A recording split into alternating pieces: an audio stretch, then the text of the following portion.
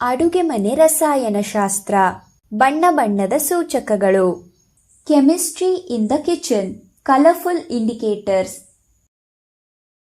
ನೀವು ಎಂದಾದರೂ ನಿಮ್ಮ ಬಟ್ಟೆಗಳ ಮೇಲೆ ಆಹಾರ ಚೆಲ್ಲಿರಬಹುದು ಮತ್ತು ಅದರ ಮೇಲೆ ಅರಿಶಿಣದ ಹಳದಿ ಕಲೆ ಕೂಡ ಆಗಿರಬಹುದು. ಆ ಕಲೆಯನ್ನು ಸೋಪಿನಿಂದ ತೊಳೆಯುವಾಗ ನೀವು ಏನಾದರೂ ವಿಶೇಷತೆಯನ್ನು ಗಮನಿಸಿದ್ದೀರಾ? ಹಳದಿ ಕಲೆ ಕೆಂಪು ಬಣ್ಣಕ್ಕೆ ತಿರುಗುವುದನ್ನು ನೀವು ನೋಡಿದ್ದೀರಾ? ಇದು ಹೀಗೇಕೆ ಆಯಿತು ಎಂಬುದನ್ನು ನೀವು ವಿವರಿಸಬಲ್ಲಿರಾ? ಮುಂದಿನ ಬಾರಿ ಸೋಪಿನ ಬದಲು ನಿಂಬೆ ರಸದಿಂದ ಕಲೆಯನ್ನು ಸ್ವಚ್ಛಗೊಳಿಸಲು ಪ್ರಯತ್ನಿಸಿ ಮತ್ತು ಏನಾಗುತ್ತದೆ ಎಂದು ನಮಗೆ ತಿಳಿಸಿ. ಇಂದು ನಾವು ಅಂತಹ ಕೆಲವು ಮ್ಯಾಜಿಕ್ಗಳನ್ನು ನೋಡುತ್ತೇವೆ. ಇಲ್ಲಿ ನಾವು ಅರಿಶಿಣವನ್ನು ಸ್ವಲ್ಪ ನೀರಿನೊಂದಿಗೆ ಬೆರೆಸಿದ್ದೇವೆ.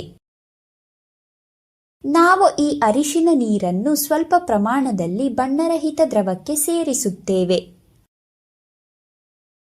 ಅಯ್ಯೋ, ಇದು ಬಟ್ಟೆಯ ಮೇಲಿನ ಕಲೆಯಂತೆ ಕೆಂಪು ಬಣ್ಣಕ್ಕೆ ತಿರುಗಿತು. ಆದರೆ ಇಲ್ಲಿ ಸೋಪ್ ಇರಲೇ ಇಲ್ಲ. ಇದು ಹೀಗೇಕೆ ಆಯಿತು? ಈ ಬಣ್ಣರಹಿತ ದ್ರವ ಏನಾಗಿರಬಹುದು? ಇನ್ನೊಂದು ಚಟುವಟಿಕೆ ಮಾಡೋಣ. ನಮ್ಮಲ್ಲಿ ಕೆಲವು ದಾಸವಾಳದ ಹೂಗಳಿವೆ. ಇವುಗಳ ಇಂಗ್ಲಿಷ್ ಹೆಸರು ಹೈಬಿಸ್ಕಸ್.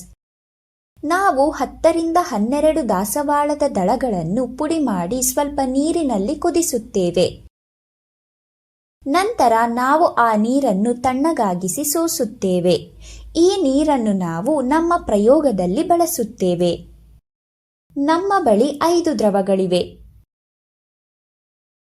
ನಿಂಬೆ ರಸ, ವಿನೆಗರ್, ಸುಣ್ಣದ ನೀರು, ಸಾಬೂನು ನೀರು, ಸಾಮಾನ್ಯ ನೀರು. ಈಗ ಪ್ರತಿಯೊಂದರಲ್ಲೂ ಏನಿದೆ ಎಂದು ತಿಳಿಯಲು ಅವುಗಳನ್ನು ಲೇಬಲ್ ಮಾಡೋಣ. ಈಗ ದಾಸವಾಳದ ರಸವನ್ನು ಉಳಿದ ದ್ರವ್ಯಗಳಿಗೆ ಸೇರಿಸಿದರೆ ಏನಾಗುತ್ತದೆ ಎಂದು ನೋಡೋಣ. ನೀವು ಇದೇ ರೀತಿ ಮಾಡಿ ಮತ್ತು ನಿಮ್ಮ ವೀಕ್ಷಣೆಗಳನ್ನು ನೋಟ್ಬುಕ್ನಲ್ಲಿ ದಾಖಲಿಸಿ. ದಾಸವಾಳದ ಹೂವಿನ ರಸವನ್ನು ಸೇರಿಸಿದ ನಂತರ ಯಾವ ಬದಲಾವಣೆಗಳು ಸಂಭವಿಸಿದವು?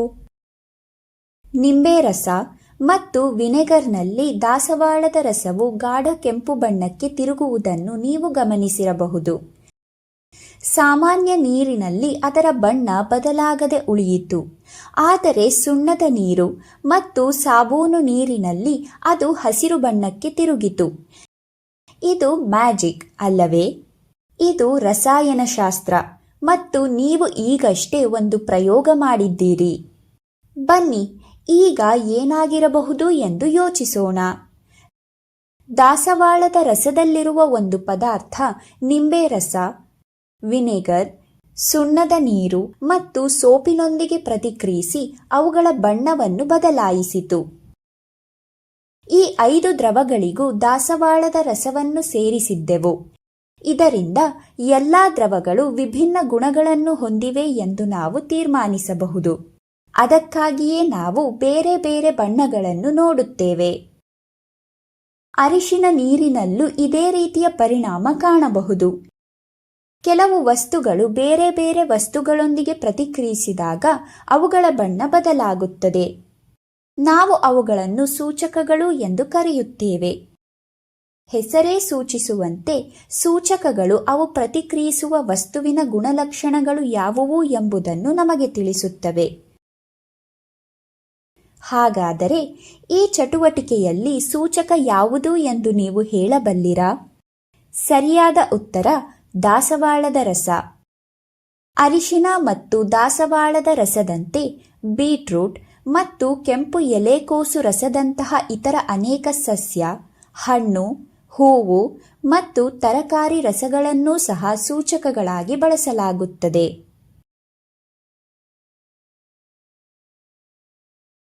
ಪ್ರಯೋಗಾಲಯದಲ್ಲಿ ವಸ್ತುಗಳ ಗುಣಲಕ್ಷಣಗಳನ್ನು ಗುರುತಿಸಲು ಇತರ ರೀತಿಯ ಸೂಚಕಗಳನ್ನು ಬಳಸಲಾಗುತ್ತದೆ.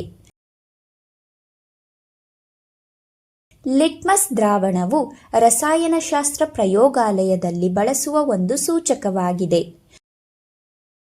ಸೂಚಕದ ಬಣ್ಣವನ್ನು ಬದಲಾಯಿಸುವ ವಿಧಾನವನ್ನು ಆಧರಿಸಿ ವಿಭಿನ್ನ ವಸ್ತುಗಳನ್ನು ವಿಭಿನ್ನ ಗುಂಪುಗಳಾಗಿ ವರ್ಗೀಕರಿಸಲಾಗುತ್ತದೆ. ಈ ಗುಂಪುಗಳನ್ನು ಆಮ್ಲಗಳು, ಕ್ಷಾರ ಮತ್ತು ತಟಸ್ಥ ವಸ್ತುಗಳು ಎಂದು ಕರೆಯಲಾಗುತ್ತದೆ. ದಾಸವಾಳದ ರಸವು ಆಮ್ಲಗಳೊಂದಿಗೆ ಬೆರೆಸಿದಾಗ ಕೆಂಪು ಬಣ್ಣಕ್ಕೆ ತಿರುಗುತ್ತದೆ. ಕ್ಷಾರಗಳೊಂದಿಗೆ ಬೆರೆಸಿದಾಗ ಹಸಿರು ಅಥವಾ ಹಳದಿ ಬಣ್ಣಕ್ಕೆ ತಿರುಗುತ್ತದೆ. ಆದರೆ ತಟಸ್ಥ ಪದಾರ್ಥಗಳಲ್ಲಿ ಇದು ಬಣ್ಣವನ್ನು ಬದಲಾಯಿಸುವುದಿಲ್ಲ. ನಾವು ಬೇರೆ ಕೆಲವು ವಿಡಿಯೋಗಳಲ್ಲಿ ಆಮ್ಲಗಳು ಮತ್ತು ಕ್ಷಾರ ವಸ್ತುಗಳ ಬಗ್ಗೆ ಕಲಿಯುತ್ತೇವೆ.